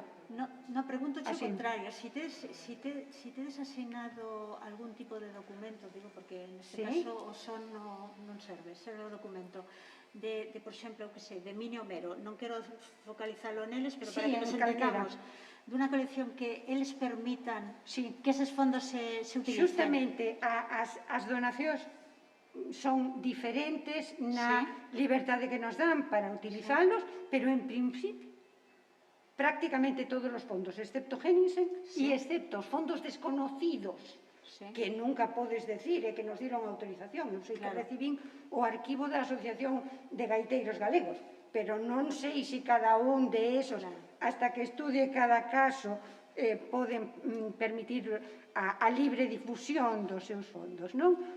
Excepto esos casos, Henningsen que dixo que todos os supervisa él. E a Asociación de Gaiteiros, por exemplo, da que non conozo a totalidade do fondo, todos os demais autorizaron a libre difusión porque todos, cando entraron en este proxecto, pensaron en devolver ao povo o que o povo nos diu. E usaron ese sentido de difusión desde o Museo do Pobo Galego así. Claro, pero esta situación, que efectivamente normalmente así, crearía alguna dúbida, ¿no? Como si, por exemplo, bueno, é unha opinión persoal, a título persoal, como, por exemplo, si realmente os dereitos os teñen os que gravaron as grabacións ou os intérpretes. Sí. Enténdesme? Efectivamente. Pero o que sí sabemos é, vamos a ver, é certo que é posible que unha señora de 70 anos que cantara fai 70 na cociña, bueno, fai 50, na cociña da súa casa puidera pensar nos seus dereitos de autora. Pero moi probablemente xa naquel momento cantaba para alguén que quería utilizar esos cantos da xente para que se soupera, para que quedara, para que se difundira. E en ese sentido, aínda que o millor non é o pé da letra o sentido da lei, sí que é exactamente o sentido da acción o que nós conservamos. Difundimos sin ánimo de lucro. Difundimos expresamente sin ningún dereito máis que aqueles que corresponden a que a xente volva a ter aquelo o que tiña dereito. E difundimos con un sistema que é público, é dicir, sempre que facemos público algo, decimos que iso é así. En moitos casos, cando hai dúbidas porque era un grupo ou porque era... Nós non utilizamos nunca nin son profesional para entendernos. Nós non temos sonido de un músico profesional no exercicio da súa función, que sí podería ter clarísimos dereitos, non de persoas particulares, no seu uso particular. E non utilizamos ningunha grabación con sello.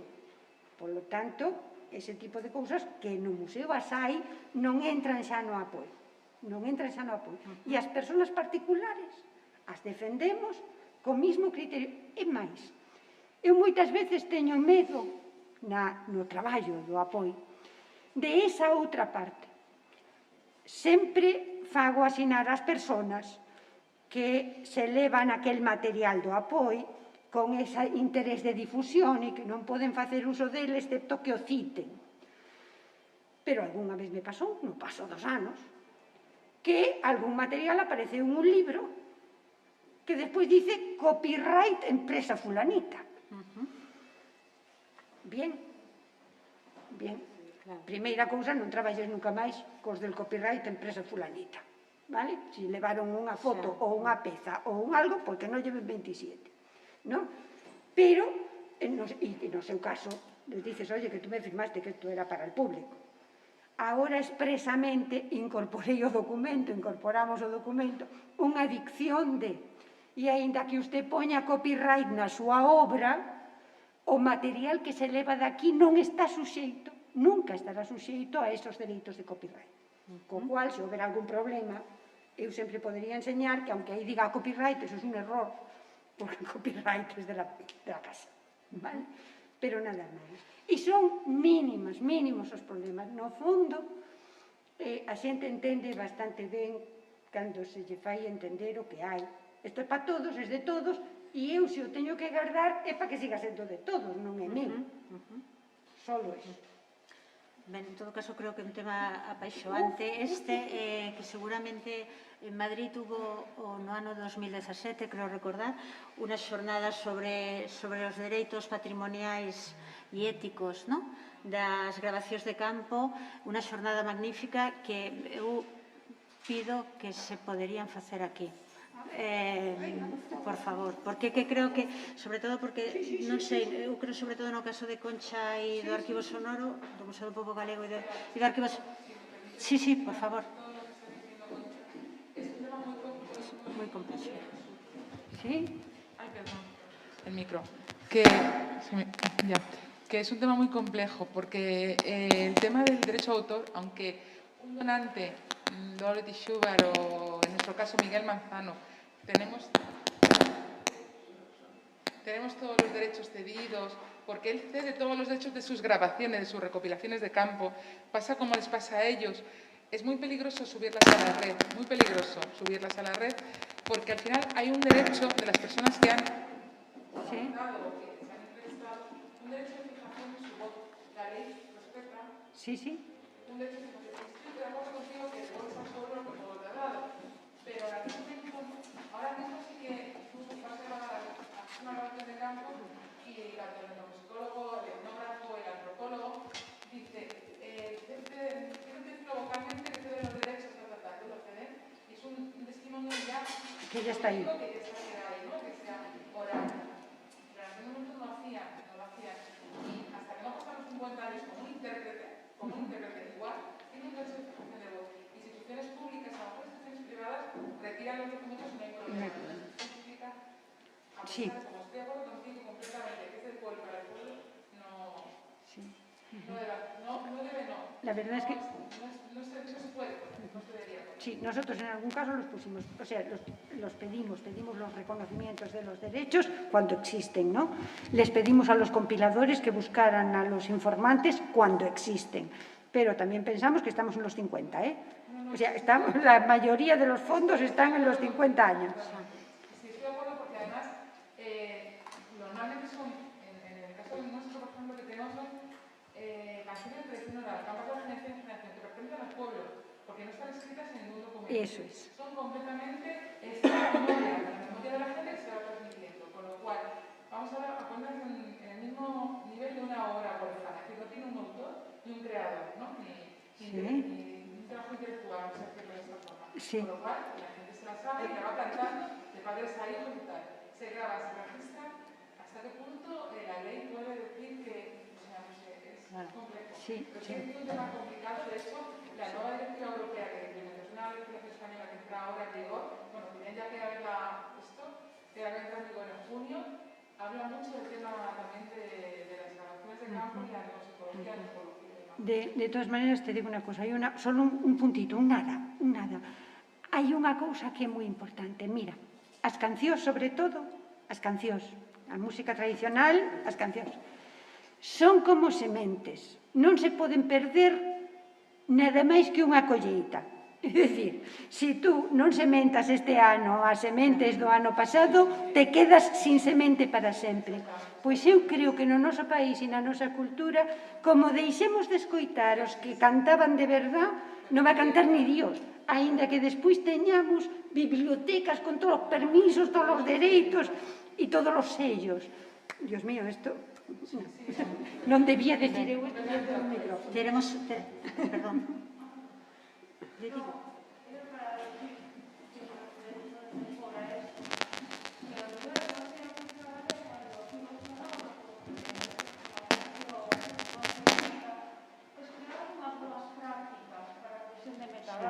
Creación de arquivos, unha forma, o sea, quero dicir que esa función o mellor estaría ben, porque esta diversidade, de las capas, bueno, pois non estaría mellor, non sei. Parla. Hace un rato quería responderte. Tú preguntaste si alguien sabía si eBucor, los metadatos de Bucore, podían ser útiles. Bueno, nosotros los utilizamos y además por una recomendación de la IASA diciendo que los documentos sonoros, EBU es una de las instituciones que más pueden garantizar la pervivencia de esos metadatos. Claro, para nós EBU era lóxico de entrada cando entrábamos a tratar televisión, documentos audiovisuais. Pero eu non tiña claro, non estou todavía nese mundo, non me zambullén aínda, e non tiña claro que fose exactamente que EBU dera resposta. Home, de feito, fixemos mapeos que efectivamente funcionaban, co cal tiña avisos de que a cousa iba ben. Pero alégrome que me digas que a recomendación da IASA. Lo hemos adaptado, porque tú puedes comprobar. Sí, claro. O engadir ou... Sí, en cualquier caso, también quería decir, ahora me lo has hecho recordar tú, que el Colegio de Bibliotecarios de Cataluña y la Biblioteca de Cataluña editaron un pequeñísimo manual con los metadatos mínimos para cada tipología documental. Son los mínimos. Empezar por ahí es sencillo porque a partir de ahí puedes hacerlos tan grandes como puedas. Si queréis, ya os mandaré un enlace. Perfecto. Vale. Creo que se chama Lourdes, non? Lourdes, chamaste? Lourdes, o que vou a plantexar agora ten que ver coa túa suxestión. É o seguinte, vou cambiar de tercio, porque vamos fatal do tempo. Credes posible que en Galicia se cree un centro aglutinador de todos os arquivos sonoros? E cando digo centro aglutinador non me refiro a que creamos un edificio magnífico e non sei cuánto, porque deso xa temos. Non, o que digo é que de algún modo alguén faga de centro, de aglutinador, onde saibamos onde está o patrimonio sonoro galego, que saibamos, que podamos marcar dende ali unas directrices de catalogación, de digitalización, de usos do material. Credes que é posible facer isto? O desexable? Digo porque estamos afeitos a... Estoy en una esquina e empecé así, vamos. Pero que é imprescindible, non? Quero decir, a ver... Está todo demasiado parcelado en esta tierra, ¿vale? Cada un sabe o que ten na súa institución, pero non sabe o que ten nada al lado. Non por nada, simplemente porque non temos ni siquiera comunicación institucional entre nós, que é unha cuestión que me parece moi importante. E, por lo tanto, me parece básico dispoñer, supoño que o Arquivo Sonoro de Galicia debería hacer a iniciativa de mover peza e xogar nesta parte. Por lo menos, por a miña parte, básico. Sí. A min me parece moi importante, pero tamén me parece unha cousa que o máis importante de facer as cousas é facelas. O sea, empezamos e xa verás como si realmente é útil, é pragmático, realmente é susceptible de millora polas aportacións. Vai a ser. As cousas que se empezan e son boas, se apunta un. E se apunta un da mellor maneira, non só polo interés colectivo, non polo interés propio. Que máis queres que estar nos proxectos grandes? Pois eu estou segura de que, en este caso, o Museo do Pobo Galego, que con respecto a todo isto é pequeno, non? Estaría encantado, que o apoie, estaría encantado de ser parte de un proxecto maior. Encantado. Ben, pois creo que tomamos nota. Eu engadiría unha cousa, se me permites, Cristina. Engadiría que ese proxecto de unificación, de apoio a todos nos aspectos de catalogación, se somos máis grandes, temos máis acceso a axudas para a digitalización. Agora mesmo estánse repartindo os cartos da Unión Europea. Eu estou aí coas mans pegadiñas a ver se me toca algo. Entón, quero dicir que se somos os arquivos sonoros de Galicia, non só temos acceso a estandarizar e a normalizar o uso, sino tamén teremos acceso a máis ventaxas e poderemos conservar mellor o noso patrimonio de outra, unha tontería. Eu creo que tamén habería que integrarse noutros proxectos que xa existen, que non son sonoros, pero non se pode estar de espaldas a Galiciana ou de espaldas, porque realmente non podemos ser uns bichos raros. Bueno, eu como non son só sonoro, que son de todos os formatos, creo que eso debería de estar tamén integrado. O mellor en arquivos demasiado grandes poden ter unha parte separada para... Nos levamos nese proxecto de tratar de incorporarnos a Galiciana, pero, sin embargo, fíxate, non conseguimos nunca, non só non o conseguimos nós, sino que non as hai. Unha línea de axudas específicas para adaptar cumplindo os estándares básicos que poderían permitir incorporarse a un agregador como este, por decirlo así, ter o presuposto para facer a transformación, para facer a captación e para facer a incorporación. Falta o presuposto, pero xa está o aí, e xa está, se ti cumpres os requisitos, E te aseguro que fun a todas, E o problema un pouco, por exemplo, as últimas axudas que houve de Antega, nos, por exemplo, accedimos ás axudas de Antega, fondos audiovisuais, fondos sonoros. Claro, os fondos audiovisuais e os fondos sonoros plantexan tantos problemas de cara a que ao final, é dicir, eu quería repetir, pero non me deixaron, é dicir, non, que ti plantexas moitos problemas.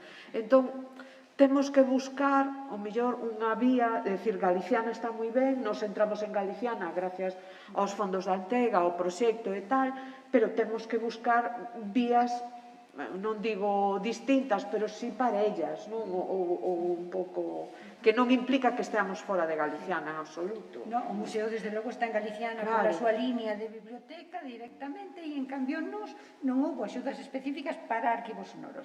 Espero que as haxa, pero aí estaremos. Ben, o último punto, que quizás sexa o máis polémico, digo, porque, a ver, nos fondos sonoros, bueno, ti tamén, pero sobre todo nos fondos sonoros que ten o arquivo sonoro hai unha parte que é a parte de discografía, o material editado, que está baixo a epígrafe de patrimonio bibliográfico, polo tanto, queda aí. Pero no caso dos fondos inéditos, si falamos de todo, do arquivo da palabra, falamos de material de recolleita.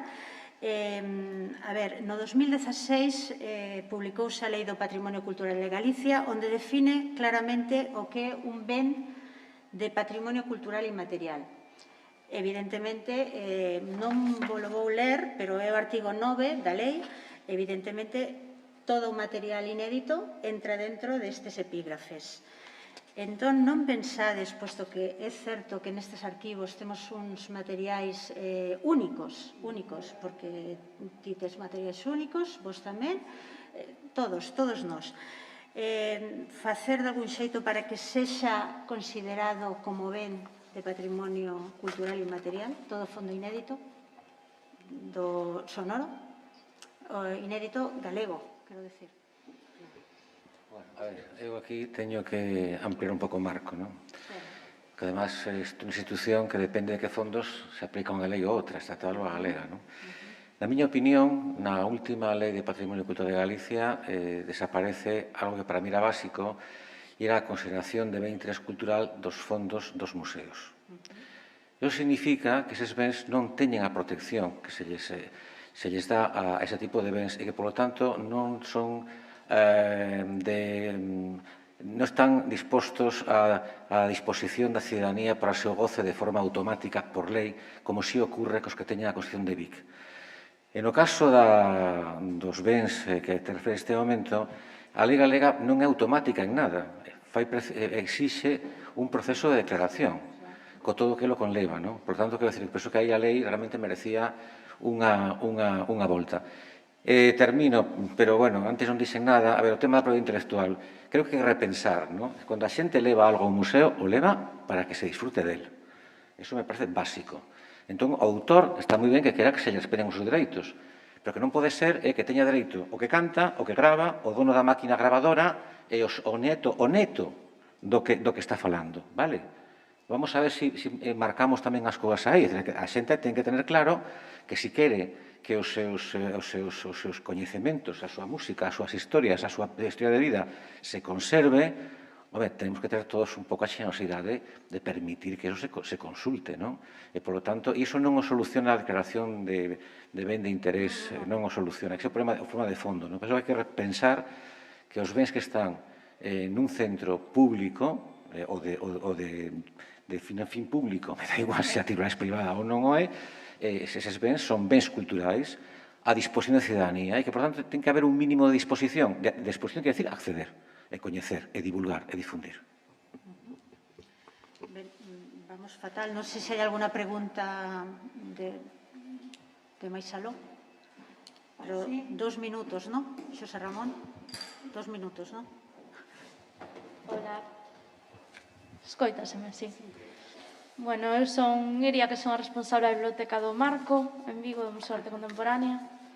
E quero, solamente remarcar a importancia da difusión.